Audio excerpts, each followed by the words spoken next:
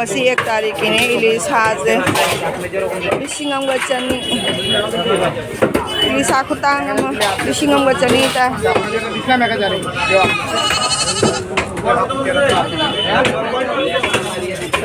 hello mayam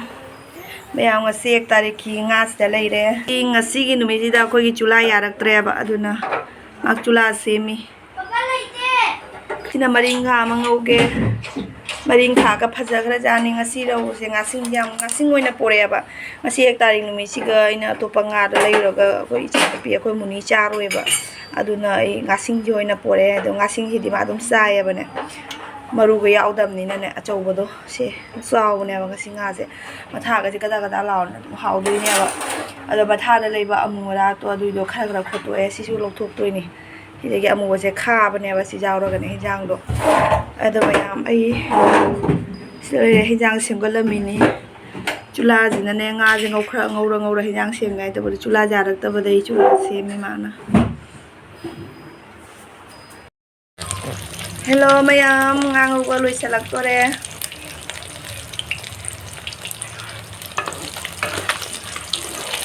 nga je jamun da ngau ko so hau ta bani ko smai na khara khara jeng di smai na to ngau ko sina ne hau ba hen mane ba jam hin na su mun da ba jam hin na su mun ba su oi da ba mun da ba su oi ba adu gi masang gi hai ta re ko yeng su smai na ba si hau bu ne ba da hu ji lo tho ni rok si su ngau dui ni au ji ne mo rok se phaja ba ne mo tu mo ta ba ne ba do khang sa ba da phaja da ngau tho ga khara khara muri muri dumai na oi hel ga ne manam nu si ba ne ba du na hijang ka ha pa su ko adumai na tawraga degi mixi da tak thok toi ni hauji ke hijang ham na moro lai tre ba adu mayam ai sumai na ne sumai na makok thadal la meni sigai khara khaka thadat ke ni singauri ngai da ne dum khara jam nang ho lage khara khaka lo tho ka thathu doi ni yam hijang je masla philam mani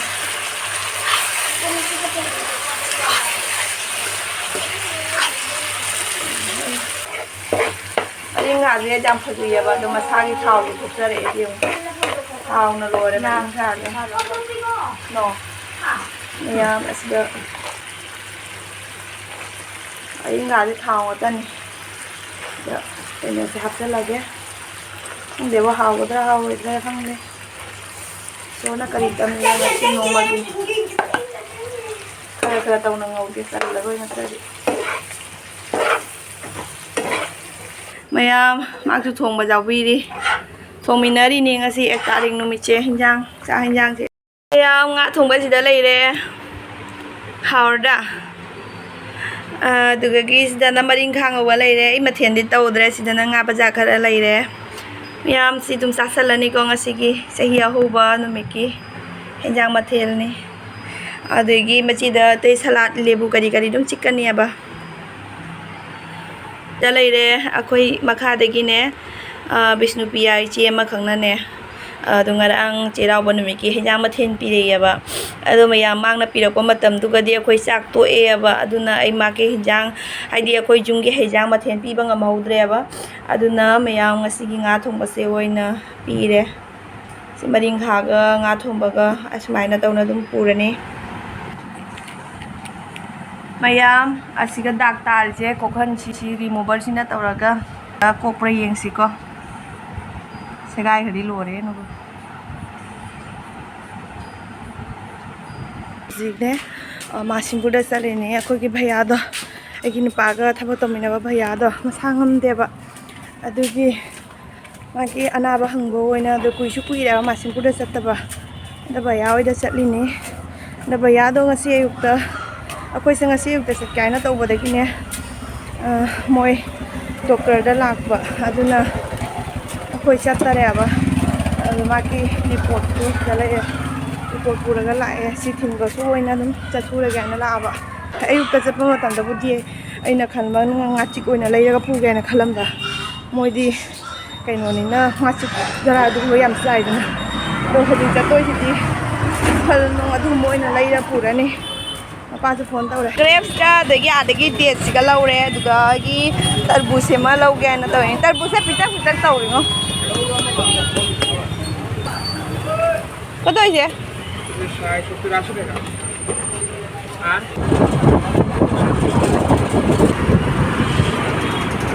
Hanuman kumjali ka gino niya. Mayam siya sa sansi homeo lay ne. ꯑꯩꯁꯦ ꯂꯣꯛꯁꯨ ꯊꯨꯡꯉꯦꯕ ꯍꯧꯖꯤꯛꯅꯦ ꯑꯗꯨꯅ ꯑꯩꯅ ꯋꯥ ꯉꯥꯡꯕꯁꯦ phone ꯇꯥꯔꯦ ꯑꯗꯣ ꯃꯌꯥꯝ ꯑꯩꯈꯣꯏꯅꯅꯦ ꯍꯧꯖꯤꯛ ꯂꯥꯛꯄꯗꯅꯦ ꯍꯅꯨꯃꯥꯟ ꯃꯟꯗꯤꯔꯗꯅꯦ ꯍꯅꯨꯃꯥꯟꯒꯤ ꯃꯨꯔꯇꯤꯁꯦ ꯐꯤꯅꯒ ꯇꯧꯅ ꯐꯖꯅ ꯀꯨꯞꯁꯟꯅ ꯂꯩꯍꯧꯔꯦꯕ ꯑꯗꯣ ꯀꯔꯤꯒꯤꯅꯣꯗꯤ ꯈꯪꯗꯦꯕ ꯀꯨꯞꯁꯜꯍꯧꯔꯤꯗꯣ ꯑꯗꯣ ꯍꯧꯖꯤꯛ ꯑꯩꯈꯣꯏꯅ ꯂꯥꯛꯏꯗꯤ ꯅꯨꯡꯊꯤꯟꯒꯤ ꯇꯥꯏꯃꯤꯡꯅꯦꯕ ꯅꯨꯡꯊꯤꯟ ꯄꯨꯡ ꯃꯔꯤ ꯅꯠꯇꯦꯅꯦ ꯄꯨꯡ 5:30 6 ꯑꯗꯨꯃꯥꯏꯅ ꯇꯥꯔꯦꯕ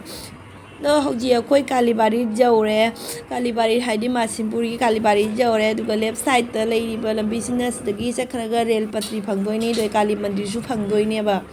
ꯑꯗꯣ ꯃꯌꯥꯝ ꯑꯩꯈꯣꯏꯅ ꯍꯧꯖꯤꯛ ꯂꯥꯛꯏꯁꯤꯅ ꯑꯩꯈꯣꯏꯅ ꯍꯥꯟꯅ ꯂꯩꯔꯝꯕ ꯆꯍꯤ 5 6ꯀꯤ ꯃꯃꯥꯡꯗ ꯂꯩꯔꯝꯕ ꯖꯒꯥꯗꯣ ꯑꯗꯨꯋꯥꯏꯗꯨꯒ ꯚꯩꯌꯥ ꯍꯣꯏ ꯂꯩꯌꯦꯕꯅꯦ ꯑꯗꯨꯒꯤ ꯃꯐꯝꯗꯨꯒ ꯑꯩꯈꯣꯏꯁꯦ ꯂꯥꯛꯏꯅꯤ ꯍꯧꯖꯤꯛ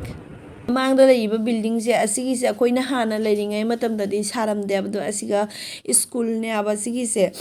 ꯅꯧꯅ ꯍꯥꯡꯕꯅꯤ ꯁ꯭ꯋꯥꯏꯋꯥꯏꯁꯤꯗ ꯂꯩꯔꯤꯕ ꯗꯨꯀꯥꯟꯁꯤꯡꯁꯤꯅ ꯑꯩꯅ ꯑꯍꯥꯟꯕ ꯃꯄꯥꯟꯗ ꯊꯣꯛꯂꯛꯄ ꯃꯇꯝꯗ ꯁꯤꯒ ꯅꯣꯡ ꯌꯥꯝ ꯇꯥꯈꯤꯕ ꯑꯩꯈꯣꯏꯅ ꯃꯄꯥꯟ ꯊꯣꯛꯂꯛꯄ ꯃꯇꯝꯗꯁꯨ ꯑꯗꯨꯒꯤ ꯃꯇꯝꯗꯨꯒ ꯁ꯭ꯋꯥꯏꯋꯥꯏ ꯁꯤꯒꯤ ꯂꯩꯔꯤꯕ ꯗꯨꯀꯥꯟꯁꯤꯡꯁꯤꯒ ꯆꯪꯉꯒ ꯄꯣꯠ ꯆꯩꯒ ꯂꯩꯔꯝꯃꯤꯅꯦꯕꯀꯣ ꯑꯗꯣ ꯌꯥꯝꯅ ꯅꯨꯡꯁꯤ ꯍꯥꯏꯕ ꯍꯥꯟꯅꯒꯤ ꯍꯧꯈꯤꯕ ꯃꯇꯝꯗ ꯅꯤꯡꯁꯤꯡꯉꯨꯕꯗ ꯌꯥꯝ ꯅꯨꯡꯁꯤꯌꯦꯕ ꯑꯗꯣ ꯃꯌꯥꯝ ꯑꯩꯈꯣꯏ ꯍꯧꯖꯤꯛ ꯍꯥꯏꯖꯤꯜꯂꯅꯤ ꯁꯤꯒ ꯑꯅꯧ ꯑꯅꯧꯕ ꯃꯌꯥꯝ ꯁꯦꯝꯒꯠꯂꯝꯃꯦ ꯃꯌꯥꯝ ꯁꯦꯝꯒꯠ ꯁꯥꯒꯠꯂꯝꯃꯦ ꯍꯥꯏꯕ ꯑꯗꯣ ꯍꯧꯖꯤꯛ ꯍꯥꯏꯖꯤꯜꯂꯦ ꯑꯩꯈꯣꯏ ꯑꯁꯤꯒꯤ ꯁꯨꯔꯣꯡ ꯃꯆꯥꯁꯤꯒ ꯂꯝꯕꯤ ꯒꯂꯤ ꯃꯆꯥꯁꯤꯒ ꯏꯆꯥ ꯑꯅꯤꯁꯦ ꯆꯥꯎꯈ꯭ꯔꯤꯅꯦꯕ ꯁꯤꯒꯒꯤ ꯑꯗꯩ ꯁꯤꯒꯅ ꯏꯁꯤꯡ ꯁꯣꯛꯐꯝꯅꯦꯕꯀꯣ 2 3 4 ꯁ꯭ꯋꯥꯏꯋꯥꯏꯁꯤꯒ ꯑꯩ ꯂꯩꯔꯝꯕꯅꯦ ꯁ꯭ꯋꯥꯏꯒꯤ ꯌꯨꯝꯁꯤꯒ ꯀꯔꯝꯕꯗꯅꯣꯗꯤ ꯑꯩ ꯈꯪꯗ꯭ꯔꯦꯀꯣ ꯐꯖꯅ ꯈꯣꯡꯅ ꯆꯠꯂꯒ ꯌꯦꯡꯕ ꯇꯥꯔꯒꯗꯤ ꯈꯪꯒꯗꯕꯅꯦꯕ ꯑꯗꯣ ꯒꯥꯔꯤꯅ ꯂꯥꯛꯄꯅꯤꯅ ꯒ꯭ꯌꯥꯟ ꯃꯦꯟ ꯇꯥꯗ꯭ꯔꯦꯕ ꯑꯗꯣ ꯃꯌꯥꯝ ꯑꯩꯈꯣꯏ ꯚꯩꯌꯥ ꯍꯣꯏꯒꯤ ꯌꯨꯝ ꯌꯧꯗꯣꯔꯦꯕ ꯑꯗꯣ ꯑꯩ ꯚꯤꯗꯤꯑꯣꯗꯤ ꯂꯧꯔꯛꯑꯔꯣꯏꯀꯣ ꯚꯩꯌꯥ ꯍꯣꯏꯗ ꯃꯁꯥ ꯉꯝꯗꯕꯅꯤꯅ ꯑꯩꯅ ꯚꯤꯗꯤꯑꯣ ꯂꯧꯁꯟꯕꯗꯣ ꯑꯗꯨꯝ ꯅꯨꯡꯉꯥꯏꯇ꯭ꯔꯦꯕ ꯑꯗꯨꯅ ꯃꯌꯥꯝ ꯍꯣꯏ ꯚꯩꯌꯥ ꯍꯣꯏ ꯌꯨꯝ ꯌꯧꯔꯦ ꯑꯗꯣ ꯀ꯭ꯋꯥ ꯆꯥꯒꯦꯅ ꯇꯧꯔꯤ 1 ꯏꯌꯔꯒꯤ ꯃꯇꯨꯡꯗ ꯑꯩ ꯀ꯭ꯋꯥ ꯆꯥꯗꯣꯔꯤ ꯆꯍꯤ ꯑꯃ ꯄꯨꯔꯥ ꯂꯩꯔꯕ ꯃꯇꯨꯡꯗ ꯑꯩ ꯍꯧꯖꯤꯛ ꯉꯁꯤ ꯀ꯭ꯋꯥ ꯆꯥꯗꯣꯔꯤꯅꯤ ꯁꯤꯗ ꯍꯤꯗꯥꯛ ꯃꯅꯥꯁꯨ ꯁꯨꯅ ꯂꯩꯔꯦꯕ ꯑꯗꯣ ꯍꯤꯗꯥꯛ ꯃꯅꯥꯒ ꯍꯥꯞꯄꯒ क्वा चादोइनी ना नहीं खाएगा याम आई हिदाक मनाजु हापे हिदाक मनाजु हापे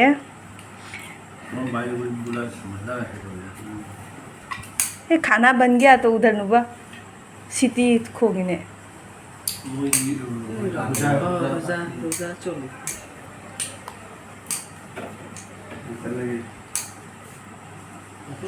यारो अदो हुजिक